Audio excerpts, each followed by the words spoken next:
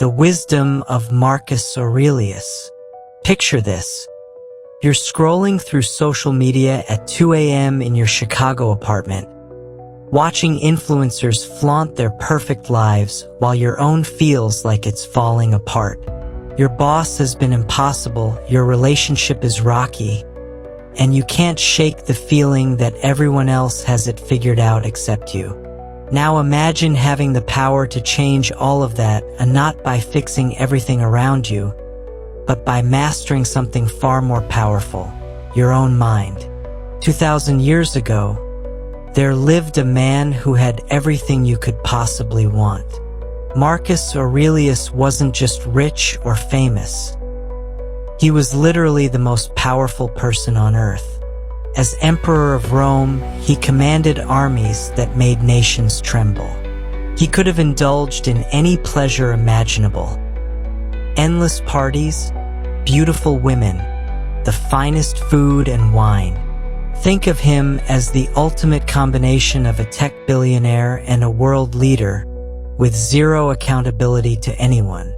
But here's what's remarkable. Marcus Aurelius chose a completely different path.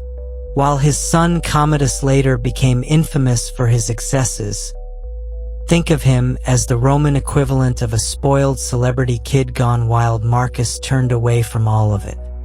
He refused the orgies, avoided getting drunk on power, and even stayed away from the brutal gladiator games that other Roman elites treated like their personal Netflix. Instead, this emperor spent his evenings writing in a journal. Not tweets or Instagram captions, but deep reflections on how to live a meaningful life. He never intended for anyone to read these thoughts. They were his private conversations with himself about struggling with power, responsibility, and staying true to his values. These writings, which we now call meditations, became the foundation of one of history's most practical philosophies, Stoicism. Marcus Aurelius discovered something that modern psychology is just now catching up to. The secret to happiness isn't getting everything you want, but wanting what you already have. More importantly, he learned that true power doesn't come from controlling other people or circumstances. It comes from controlling yourself. Every morning, Marcus would prepare himself mentally for the day ahead. He knew he'd face backstabbing politicians, ungrateful citizens, and impossible decisions. Instead of hoping for the best, he practiced what Stoics call the power of indifference. He learned to focus intensely on what he could control while becoming strategically indifferent to everything else. This isn't about becoming emotionless or not caring about anything. It's about channeling your energy where it actually matters. Think about how much mental energy you waste worrying about things completely outside your control. Other people's opinions, the economy, whether your ex is happy with someone new. Marcus Aurelius figured out how to redirect that wasted energy into building unshakable inner strength. The philosophy that guided the most powerful man in the ancient world can transform your life today. Whether you're dealing with a difficult boss in Manhattan, relationship drama in Los Angeles, or financial stress in Detroit, the principles that helped Marcus Aurelius rule an empire can help you rule your own mind. 1. What you can control, the Stoic dichotomy. Let me tell you about Sarah, a marketing manager in Seattle who was driving herself crazy trying to control everything in her life. She'd spend hours crafting the perfect presentation, only to have her boss dismiss it without reading it. She'd plan elaborate date nights with her boyfriend, only to have him cancel at the last minute. She'd obsess over her social media posts, checking likes and comments every 5 minutes, feeling devastated when they didn't get the engagement she expected. Sound familiar? Sarah's story illustrates what the ancient Stoic philosopher Epictetus called the most important lesson in all of philosophy. Epictetus, who went from being a slave to becoming one of history's greatest teachers, started his masterwork, the Enchiridion, with these revolutionary words: "Some things are within our power, while others are not." This simple statement contains the key to unlocking a life of inner peace and genuine effectiveness. Here's the brutal truth that most people spend their entire lives avoiding. The vast majority of what happens to you is completely outside your control. Your friends might betray you. Your colleagues might take credit for your work. Your romantic partner might cheat on you or simply fall out of love. The economy might crash, wiping out your savings. Politicians might make decisions that affect your life in ways you never anticipated. Your body will age and eventually it will fail you. This sounds terrifying, right? Most people hear this and think, well, that's depressing. What's the point of trying if I can't control anything? But here's where Stoicism becomes genuinely life-changing. While you can't control these external events, you have complete power over something far more important: your response to them. Think about it this way.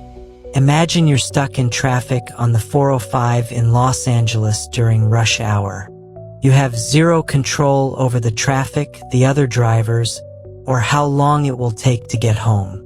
You can honk your horn, curse at other drivers, and work yourself into a rage, but the traffic won't move any faster. Or you can accept the situation, put on a podcast you enjoy, and use the time productively. The external situation is identical, but your experience is completely different based on your internal response. Epictetus taught that we control exactly three things: our opinions, our actions, and our desires. Let's break this down with real-world examples. Your opinions are how you interpret what happens to you. When your boss criticizes your work, you can choose to see it as a personal attack that ruins your day, or you can view it as valuable feedback that helps you improve. When your friend cancels plans, you can interpret it as a sign they don't value your friendship, or you can see it as an opportunity to have a quiet evening to yourself. Your actions are the choices you make moment by moment. You can't control whether you get laid off, but you can control how you respond. Whether you spend weeks wallowing in self-pity or immediately start networking and updating your resume. You can't control whether someone cuts you off in traffic, but you can control whether you let it ruin your mood or simply let it go. Your desires are what you want from life. This doesn't mean you should stop having goals or ambitions. It means learning to want things that are actually achievable, instead of desperately wanting everyone to like you, which is impossible. You can focus on being someone worth liking. Instead of wanting to never face any difficulties, you can want to develop the strength to handle whatever comes your way. Let's go back to Sarah's story. After learning about Stoic principles, she completely transformed her approach to work and relationships. Instead of trying to control her boss's reactions, she focused on creating the best work possible and letting the results speak for themselves. Instead of trying to control her boyfriend's behavior, she communicated her needs clearly and focused on being the kind of partner she wanted to be with. Instead of obsessing over social media metrics, she posted content that genuinely reflected her values and interests. The result? Sarah became significantly happier and more effective. Her work improved because she wasn't paralyzed by anxiety about outcomes she couldn't control. Her relationship became stronger because she stopped trying to manipulate situations and started focusing on authentic connection. Her social media became more engaging because she was being genuine rather than calculating. Here's a practical exercise you can try right now. Make two lists. On the left, Write down everything that's currently stressing you out. On the right, honestly assess whether each item is something you can actually control. You'll probably find that 80% of your stress comes from things completely outside your influence or other people's opinions, future events that may never happen, past mistakes you can't undo. This isn't about becoming passive or giving up on your goals. It's about becoming strategically focused on where your energy can actually make a difference. When you stop wasting mental energy on things you can't control, you have much more power to influence the things you actually can. The Stoics understood something that modern neuroscience has confirmed. Our brains have limited capacity for attention and decision-making. When you're constantly worried about uncontrollable factors, you're literally depleting your mental resources. But when you learn to focus only on what's within your power, you become remarkably effective at creating the life you want. This fundamental distinction between what we can and cannot control isn't just philosophical theory. It's the foundation for building genuine resilience in an unpredictable world. Once you truly understand this principle, you're ready to learn how to apply it to life's most challenging situations, including those moments when everything seems to be falling apart. 2. Accepting life's challenges. Illness and mortality.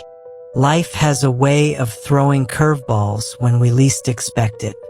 Imagine you're a successful entrepreneur in Austin, Texas, with a thriving business and a close-knit circle of friends.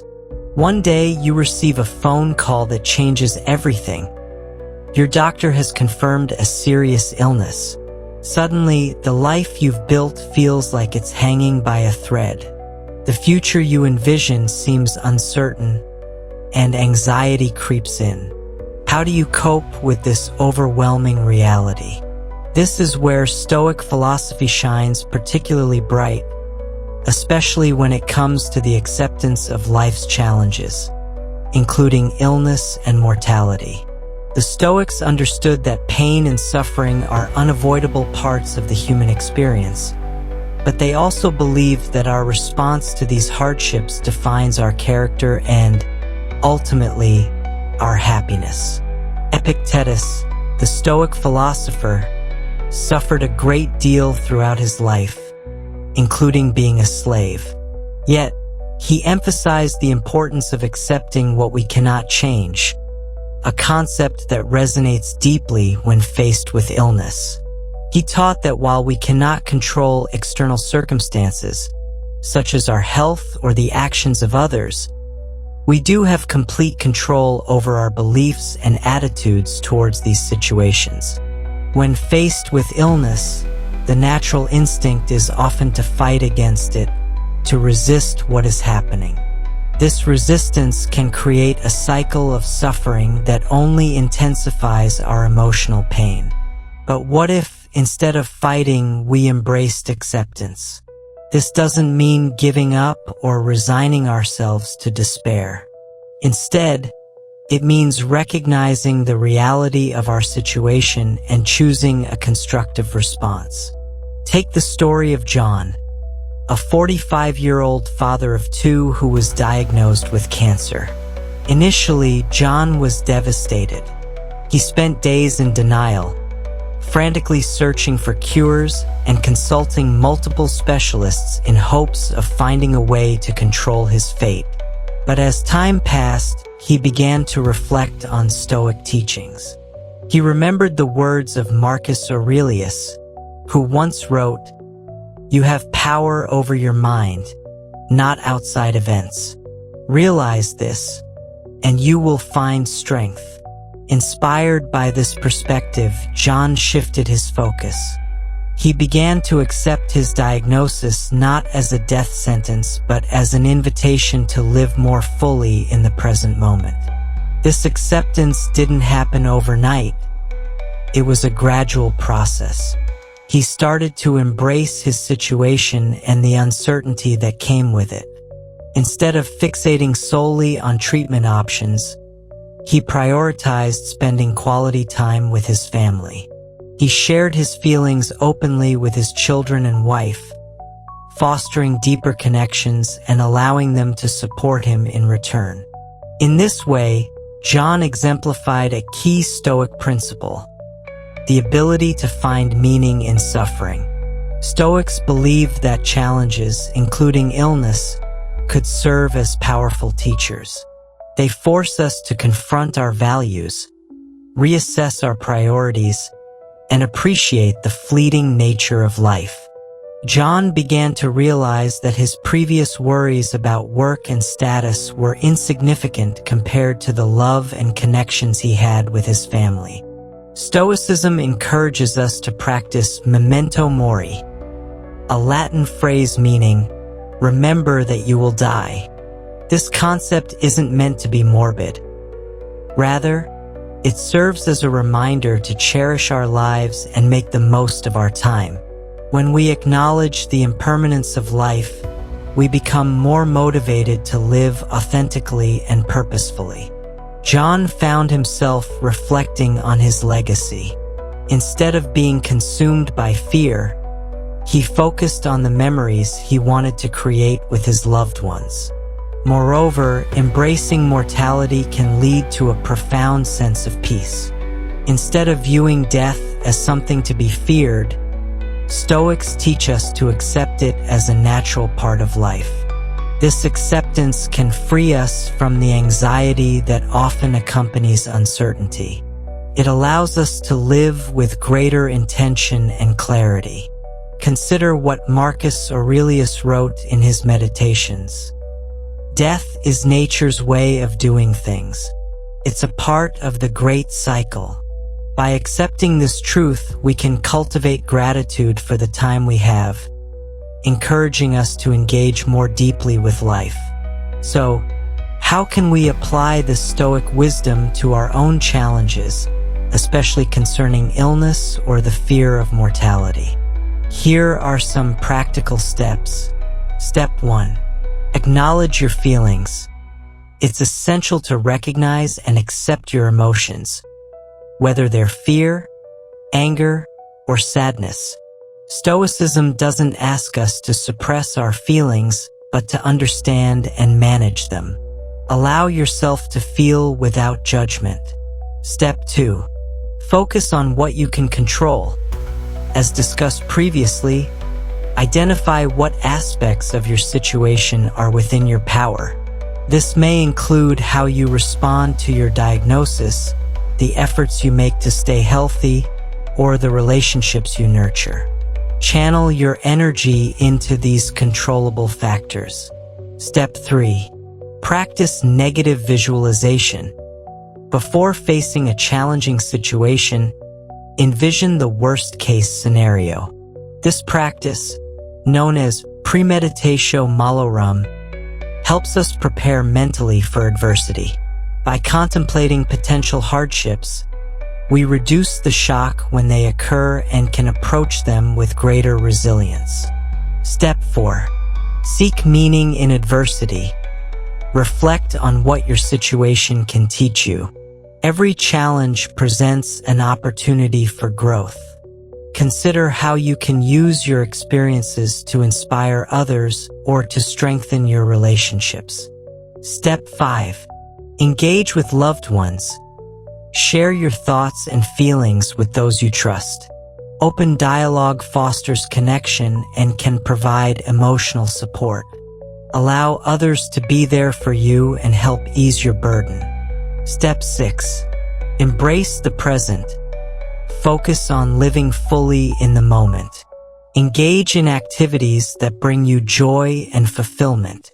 Whether it's spending time with family, pursuing hobbies, or simply enjoying nature, savor the small pleasures life offers.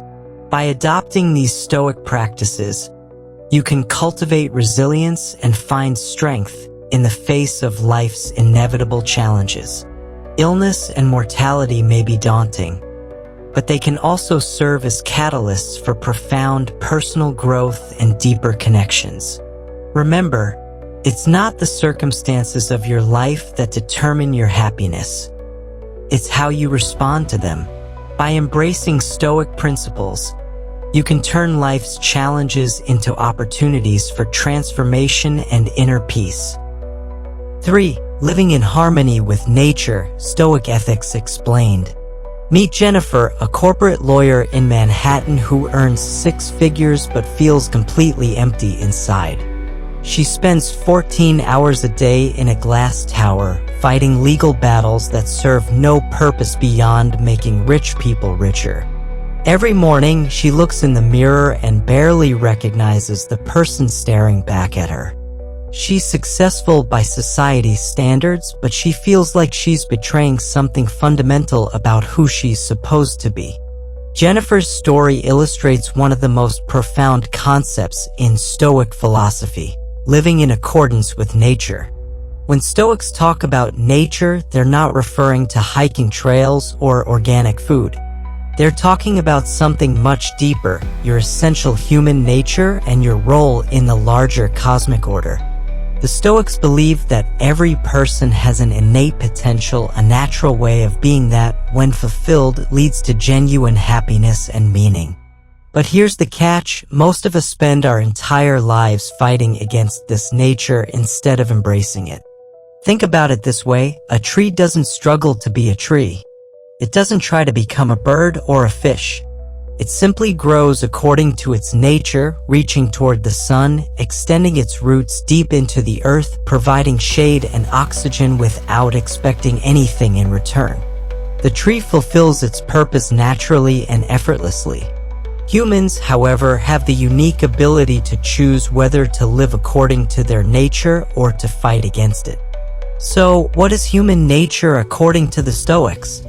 Marcus Aurelius wrote extensively about this in his personal reflections. He believed that humans are naturally rational, social creatures designed to work together for the common good. We're not meant to be isolated individuals pursuing only our own interests. We're meant to be part of something larger than ourselves, contributing to the well-being of our communities and the world.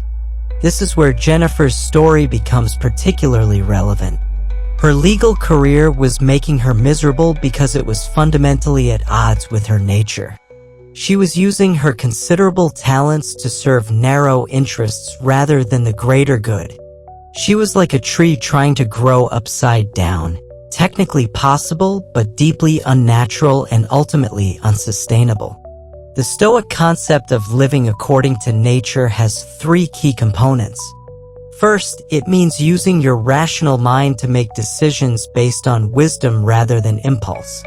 Instead of reacting emotionally to every situation, you pause, think clearly, and choose the response that aligns with your values and serves the greater good.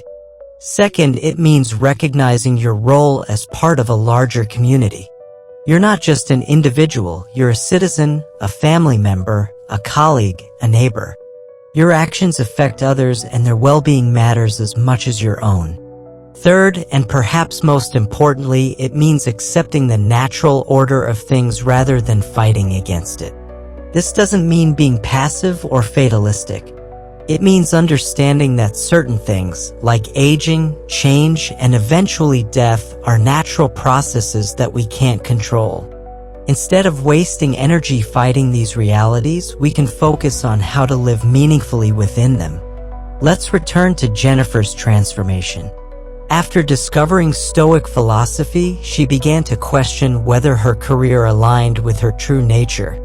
She realized that her natural talents, analytical thinking, persuasive communication, and problem-solving could be used to serve causes she actually cared about. She didn't quit her job immediately, but she started volunteering with a legal aid organization that helped low-income families. For the first time in years, she felt energized by her work.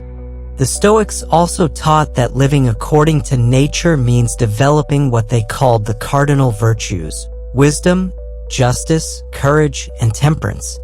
Wisdom is the ability to see situations clearly and make good decisions.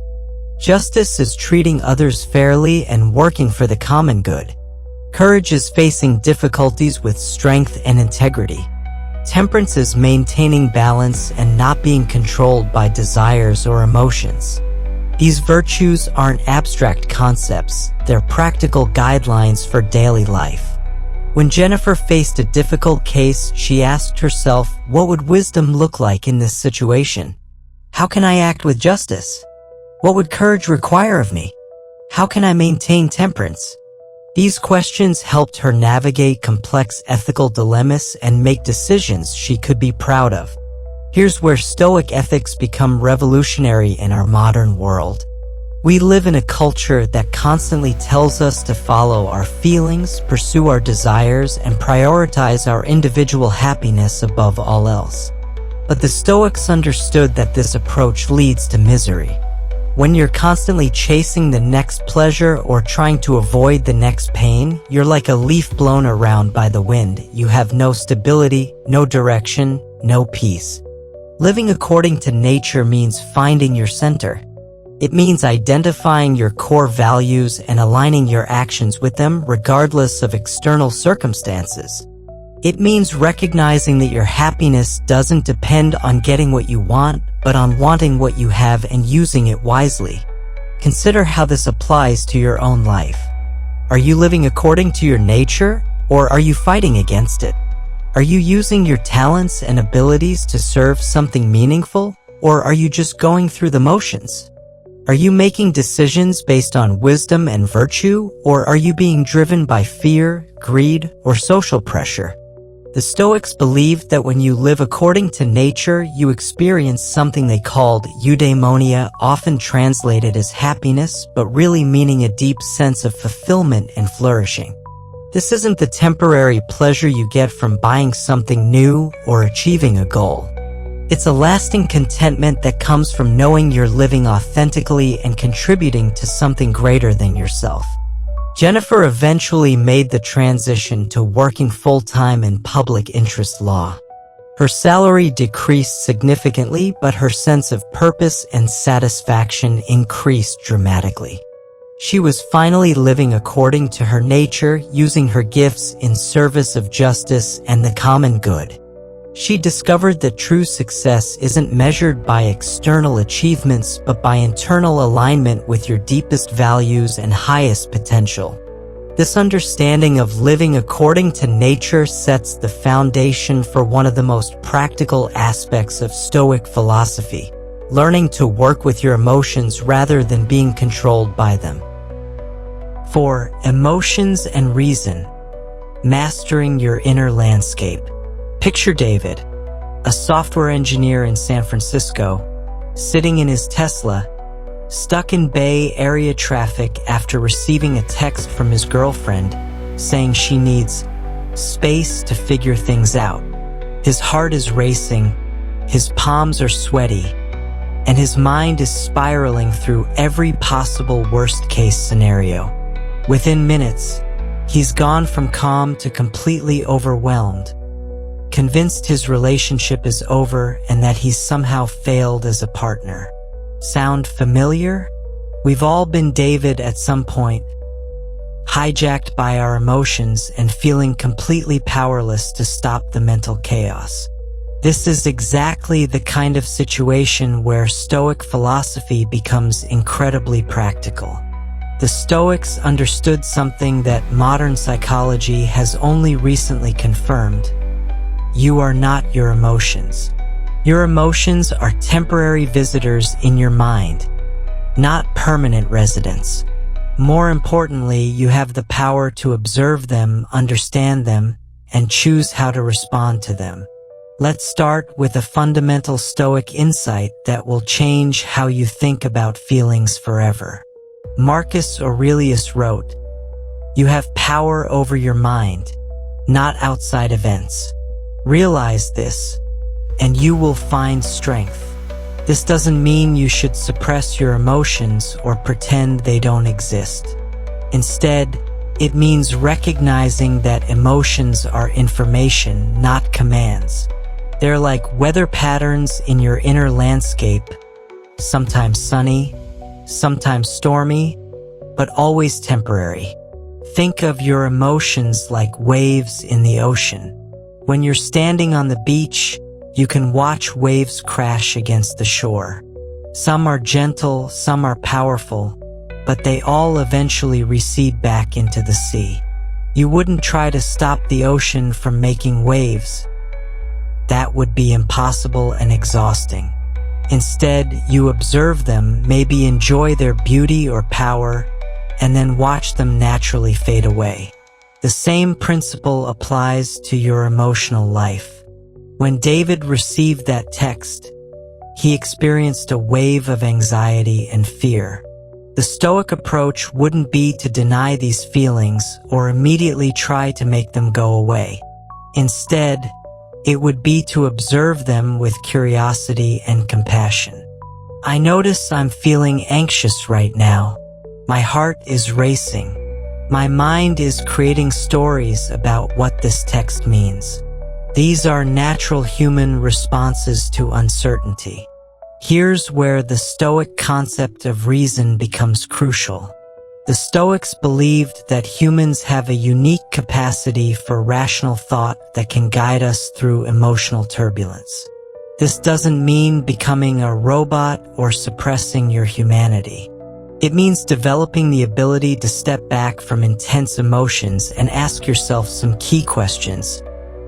What is actually happening right now versus what story am I telling myself?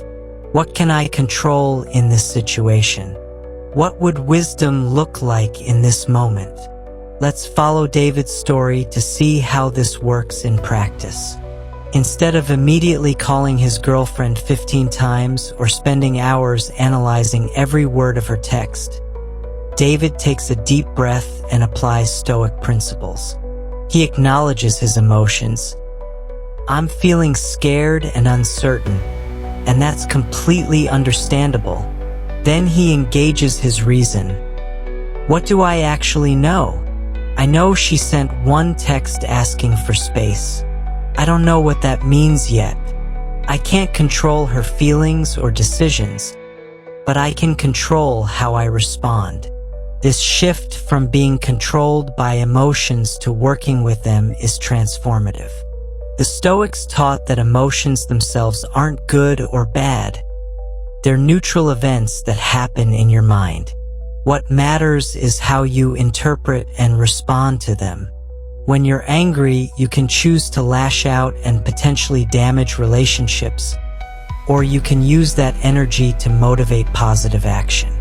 When you're sad, you can spiral into depression, or you can allow the sadness to deepen your compassion and connection with others. One of the most powerful Stoic techniques for managing emotions is called the discipline of desire.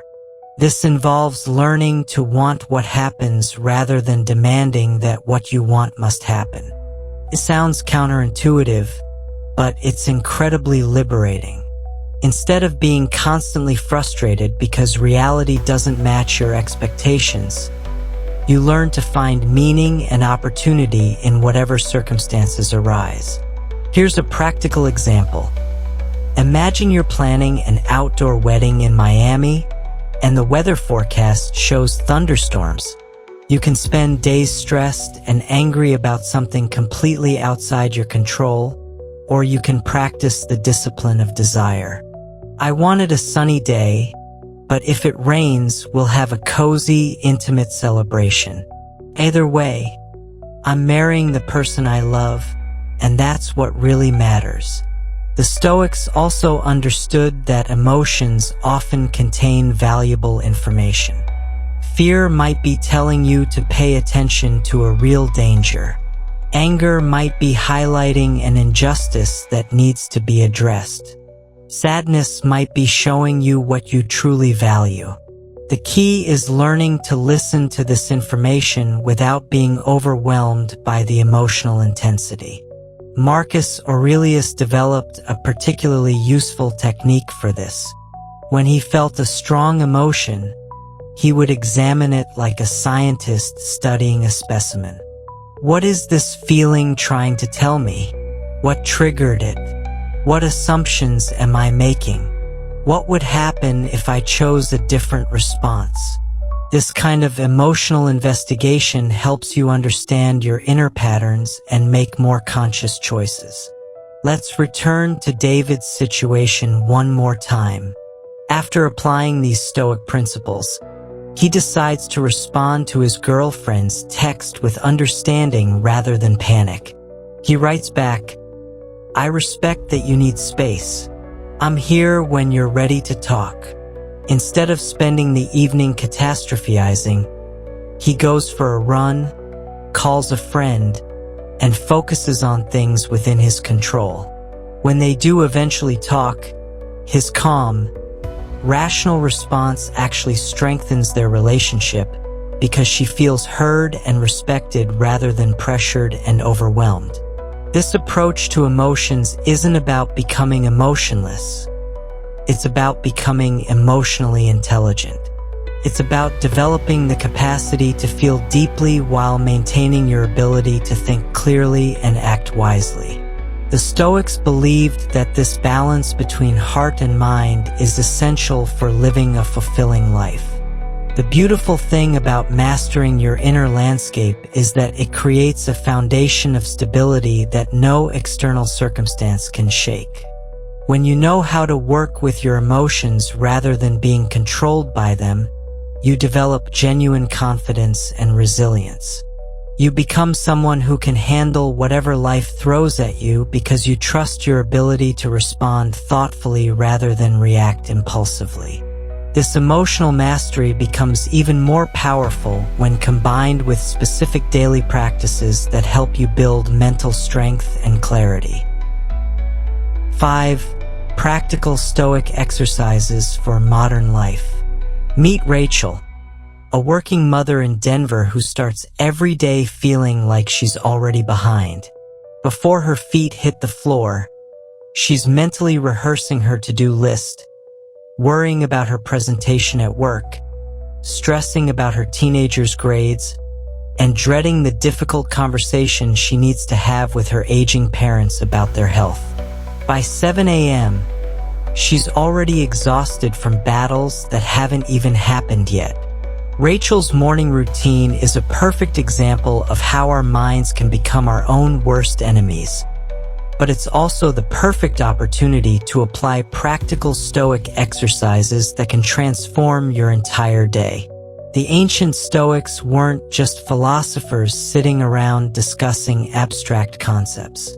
They were practical people who developed specific daily practices to build mental resilience and inner peace. These exercises have been tested by emperors, slaves, soldiers, and ordinary citizens for over 2,000 years. The best part? They're just as relevant today as they were in ancient Rome, and they can be seamlessly integrated into your modern life. Let's start with the exercise that Marcus Aurelius practiced every single morning. Negative visualization, or as the Stoics called it, premeditatio malorum.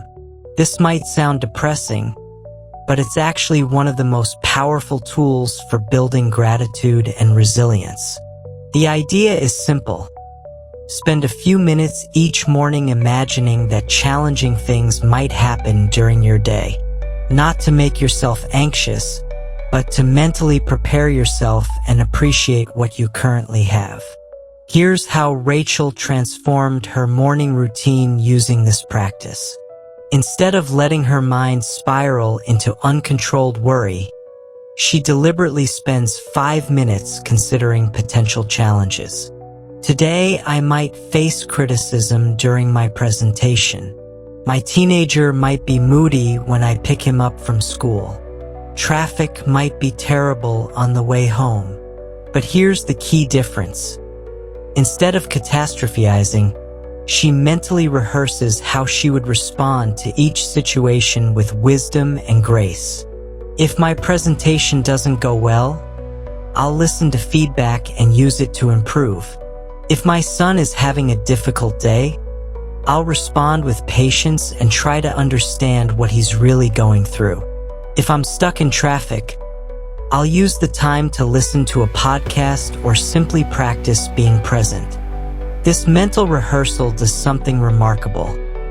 It removes the shock and panic from difficult situations and helps you respond thoughtfully rather than reactively.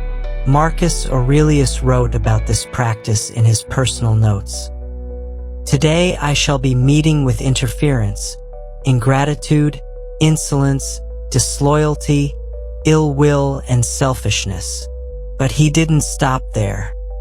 He continued, "They are all due to the offender's ignorance of what is good or evil.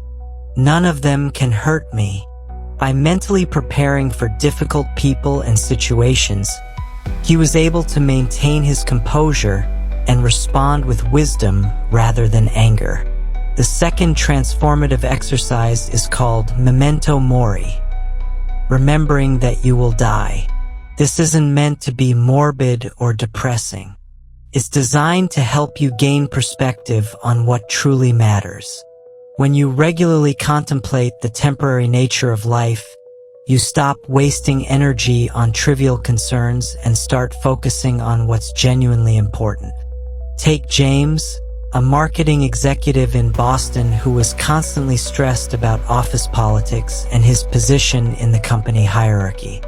He would spend hours analyzing every email, every meeting, every interaction with colleagues, trying to position himself for advancement.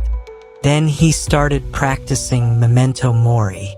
Each morning, he would spend a minute reflecting on the fact that his life, and everyone else's, is temporary and precious. This practice completely shifted his perspective.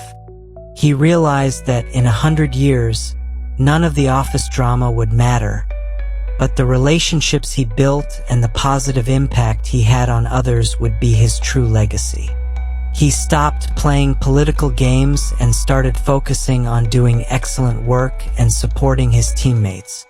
Ironically, this shift in focus actually accelerated his career advancement because people trusted and respected him more. The third powerful exercise is called the view from above. This involves mentally stepping back and seeing your current situation from a cosmic perspective. Imagine you're looking down at Earth from space, then zooming in on your city, your neighborhood, your current problem. This exercise helps you realize that most of your daily stresses are relatively small in the grand scheme of things. Lisa, a college student in Phoenix, was paralyzed by anxiety about an upcoming exam. She was convinced that if she didn't get an A, her entire future would be ruined. Then she practiced the view from above. She imagined herself from space, then from the perspective of her future self looking back. She realized that while the exam was important, it was just one step in a much longer journey. This perspective didn't make her care less about studying. It actually helped her study more effectively because she wasn't paralyzed by anxiety. Here's how you can integrate these exercises into your daily routine. Start your morning with 5 minutes of negative visualization. Don't just worry randomly. Deliberately consider potential challenges and mentally rehearse wise responses. Throughout the day, when you face stress or frustration, take a moment to practice the view from above. Ask yourself, how will this matter in a year? In 10 years? What would I tell my future self about this situation? Before bed, spend a few minutes reflecting on memento mori. This isn't about being morbid. It's about appreciating the day you just lived and the people you shared it with. What moments were you truly present for? What relationships did you nurture? What did you learn or contribute? The Stoics also practiced an exercise called evening reflection, where they would review their day and ask themselves, what did I do well? What could I improve? What lessons did I learn? This isn't about harsh self-criticism. It's about gentle self-awareness and continuous growth. These exercises work because they train your mind to focus on what you can control while accepting what you cannot. They build resilience by helping you prepare for challenges rather than being blindsided by them. They create gratitude by reminding you of life's temporary and precious nature. Most importantly, they help you develop what the Stoics called the discipline of perception. The ability to see situations clearly rather than through the distorted lens of fear, anger, or desire. The beauty of these practices is that they don't require special equipment, expensive courses, or hours of time. They can be done anywhere on your commute, during a lunch break, or while waiting in line at the grocery store. They're simple, but they're not easy. Like physical exercise, they require consistent practice to build strength. When you regularly practice these exercises, something remarkable happens. You develop an unshakable inner strength that allows you to remain calm and focused regardless of external circumstances. The strength of indifference in a distracted world. We live in the most distracted era in human history. Your phone buzzes with notifications every few minutes. Social media algorithms are designed to capture and monetize your attention. News cycles create artificial urgency about events you can't control. Dating apps make you constantly question if you're with the right person.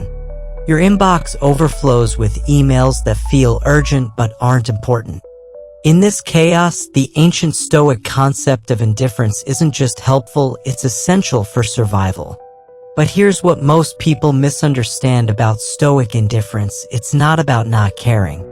It's about caring strategically. It's about becoming selectively engaged with what truly matters while remaining strategically detached from everything else. Think of it as emotional Aikido. Instead of fighting against the chaos, you learn to redirect its energy in ways that serve your highest good. Marcus Aurelius ruled an empire during one of history's most turbulent periods. He faced plagues, wars, political intrigue, and personal betrayals. Yet he maintained his inner peace and moral clarity by practicing strategic indifference. He cared deeply about justice, wisdom, and serving the Roman people, but he remained indifferent to praise, criticism, and circumstances beyond his control. This same principle can transform your modern life. When you become indifferent to social media metrics, you can focus on creating authentic connections. When you become indifferent to others' opinions, you can pursue your genuine interests and values. When you become indifferent to outcomes you can't control, you can pour your energy into actions that actually make a difference. The power of indifference lies in its ability to create space between stimulus and response, space between what happens to you and how you interpret it, space between other people's chaos and your inner peace. In that space, you find freedom. In that space, you find power. In that space, you find yourself. Remember, you can't control the economy, but you can control your work ethic and financial habits. You can't control other people's behavior, but you can control your responses and boundaries. You can't control aging and death, but you can control how fully you live each day. You can't control the past, but you can control what you learn from it. You can't control the future, but you can control how you prepare for it. The Stoics discovered that true strength comes not from controlling everything around you, but from mastering everything within you. This isn't about becoming emotionless or passive. It's about becoming emotionally intelligent and strategically focused. It's about developing the wisdom to know what deserves your energy and what doesn't. Your journey towards Stoic wisdom starts with a single decision, the decision to focus on what you can control while accepting what you cannot. Every time you choose response over reaction, every time you choose wisdom over impulse, every time you choose inner peace over external validation, you're building the kind of strength that no external circumstance can shake. If this video has inspired you to explore Stoic philosophy further, please subscribe to the Stoic Viva channel for more practical wisdom that can transform your daily life.